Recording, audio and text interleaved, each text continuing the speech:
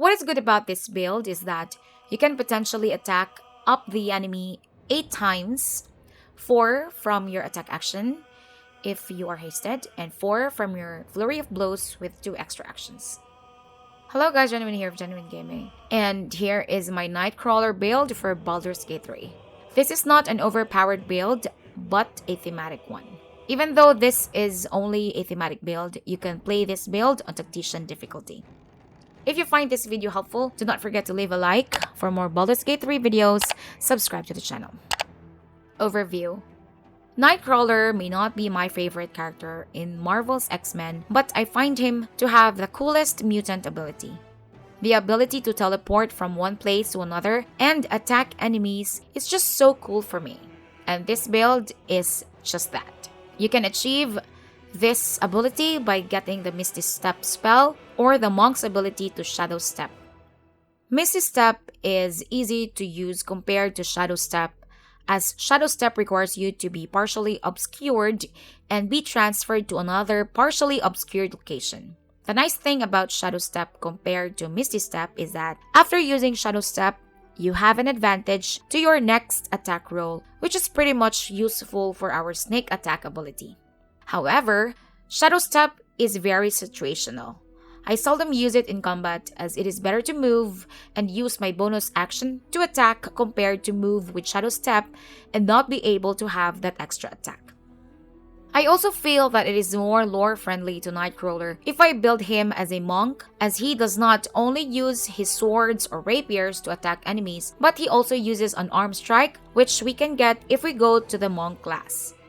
This is not a pure monk build, as Nightcrawler was also agile, flexible, and stealthy as a rogue. He is a superb fencer, which is why we have also a fighter dip. We also dip into the cleric class, as he was a devout Catholic. This is on Tactician difficulty, and you do not need to ever respect this build. That is why this is ideal for role-playing. Gear and equipment. Nightcrawler is the striker of your party. As much as possible, equip him with gears that can increase his damage output both on his rapier and on arm strikes. One good example of this equipment is the flawed Helldusk gloves, which you can get in Act 2 by giving Infernal Iron to Daemon the Blacksmith. You can get a better version of this by going to the House of Hope in Act 3. Other examples of gears that would increase your damage output are those gears that give arcane synergy, as it would increase your weapon attacks and deal additional damage equal to the affected entity's spell casting ability modifier. And in our case, that would be our wisdom modifier. As for the weapon, give him the best sword or rapier that you have. As for my playthrough, I let him wield on a rapier in both Act 1 and Act 2, but Falar Aluve, as this longsword is also a finesse weapon. By wielding Falar Aluve, Nightcrawler can still use his sneak attack when he can meet the requirements of a sneak attack. Anyway, there is no good rapier in the game until late Act 2 through Will's quest, that is the Infernal Rapier. If you have reached level 10 by this time, decide if you want Nightcrawler to wield the legendary rapier called Duelist Prerogative, as this weapon is best when used when your offhand is empty. If your offhand is empty, you can score a critical hit if you roll a 19. Moreover, you gain an additional reaction per turn. With Dueler's Enthusiasm, while you are not holding anything on your offhand, you can make an additional melee attack with a Dueler by spending a bonus action. Even if you do not have a weapon on your offhand, you can still use our bonus action to attack through Flurry of Blows, Monk ability, Martial Arts bonus Unarmed Strike, also a Monk ability, and War Priest, War Domain Cleric. So it is not a problem of having no weapon in our offhand, as our Nightcrawler build has a lot of options to choose from on how to use our bonus action to attack. Other gears good for this build are Cloak of Displacement, Eversight Ring, a Ring of Blink, a Dark Fire short bow for the haste spell. Build. For the build, we are going to choose Tiefling and Mephistopheles for our subrace. We are not concerned with what abilities we get from this race, but this is the only Tiefling subrace that we can choose a bluish skin color, which makes us look more like Nightcrawler in X-Men. For our first level, we are going to choose Rogue so that we can get those important weapon proficiencies like longsword and rapiers. I don't bother being one level late of getting the extra attack of the monk, as we can compensate that ability through Flurry of Blows and Martial Arts bonus on Arm Strike.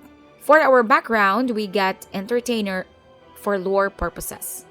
For the ability points, I would strongly suggest making your Dexterity at 17 and Wisdom at 16. As for my playthrough, I put 11 on Strength, 12 on Constitution, Dump Intelligence, and 10 points on Constitution. This is not an optimized take because it made my Nightcrawler squishy. For a more optimized build, put 14 points on Constitution and 10 points on either Strength or Charisma. Now let's make our character look like Nightcrawler.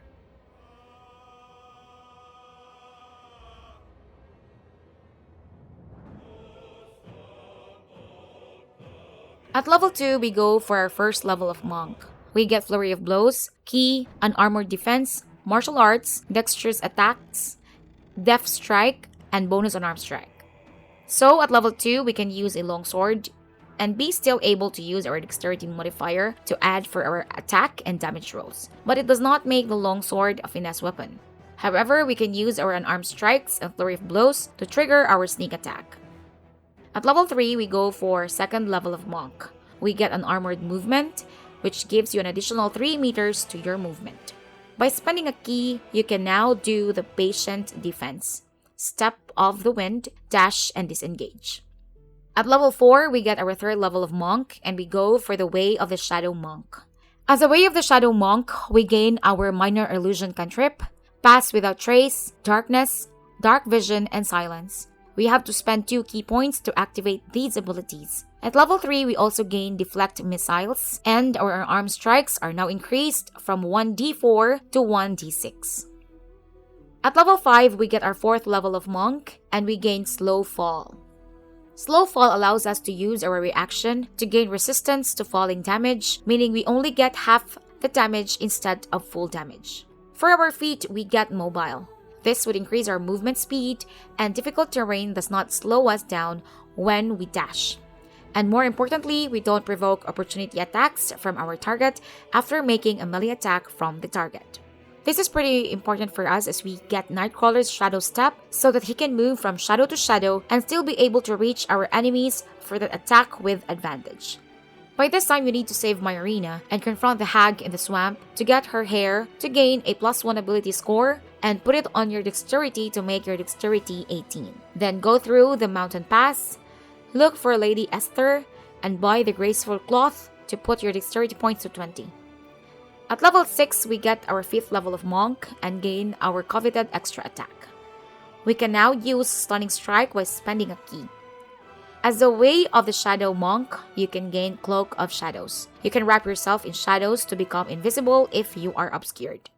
At level 7, we get our last level of Monk, and that would be level 6. As a Monk, we gain Improved and Armor Movement. Your movement speed is now increased by 4.5 meters while you're not wearing armor or using a shield.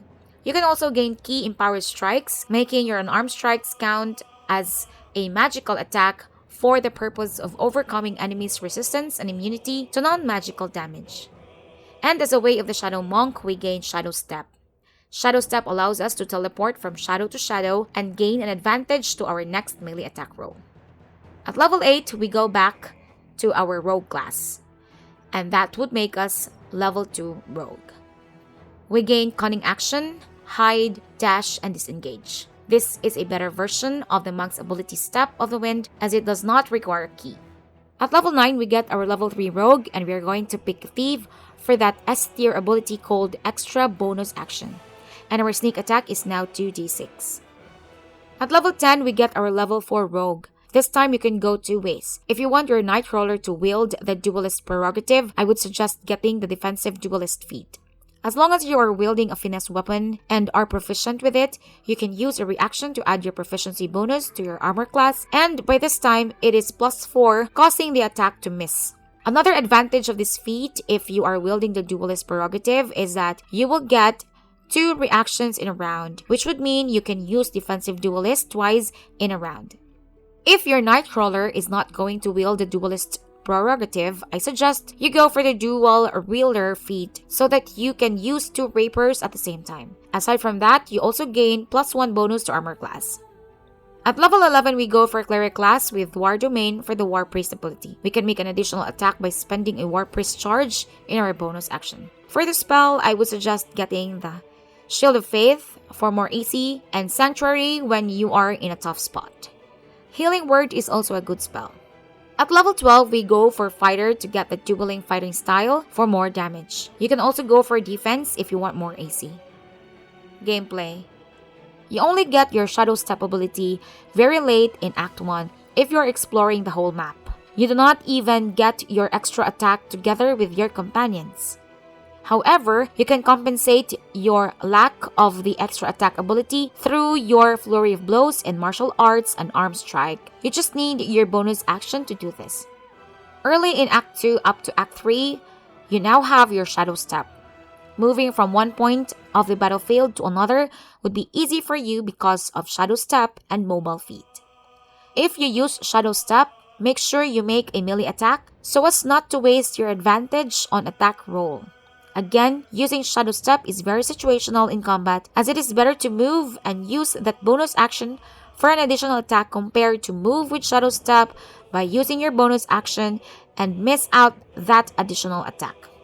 But outside of combat, Shadow Step is pretty useful during the platforming part of the exploration as Shadow Step does not use any resources outside of combat compared to the Misty Step spell which uses a spell slot. What is good about this build is that you can potentially attack the enemy up to 8 times. 4 from your attack action if you're hasted, and 4 from Flurry of Blows with 2 extra actions.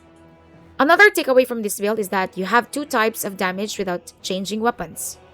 Piercing from your rapier, and bludgeoning from your unarmed strike. So that's about this Nightcrawler build guide. See you in the next video. Ciao!